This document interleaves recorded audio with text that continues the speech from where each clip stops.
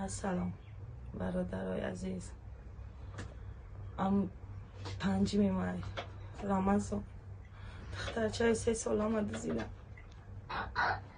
گفتم در یافتمش کودک مایی در بیمارخانه خواه کردن، خرخش رو نگاه کردن آوردن تا زیر کودک مایی بر شرایطی ندارم دعاش بخوام، عصباش مونده، چشمکاش کجله، چیکار کردن من نمیدونم. دستگیریم کنه کودک مثل اوله شود.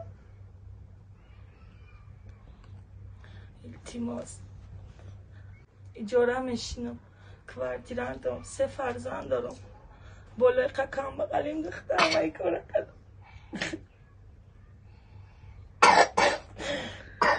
چیکار کردم من نمیدونم. یه مادر داغ دارم، فرزند با کی جا برم، با کی داد بگم توبتش کنم. میسم نفسش میگیرم، میترسم که نم برم. روزی دراز گشنه تشنه هیچ که نمیای درم نمیگیره، کودکم در نظرت. هیچ بدبختم، یتیم دخترم، ای اجاره قرض دارم، ای ابتکا قرض دارم، ای کودکی درماندم، کار کردن نمیدونم شرایط من چه خیلی پیش برم.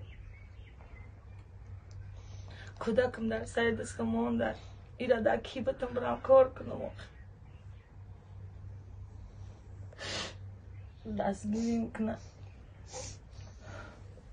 دستگیریم کنن دختر ما توبت کنن.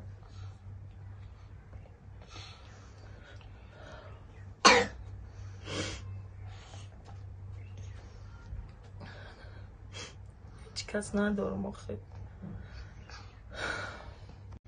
این نامه کارتای جیان من برادرای یاردم کردنی باشه. این در همی کارتای جیانم پرتای 42 76 22 00 16 47 49 29. التماس به خاطر خودم نکنیم، به خاطر کودکم کنیم. کودک ما دست نتون، کودک ما در اسم شما فقط ما توبت میکنیم. التماس برادران.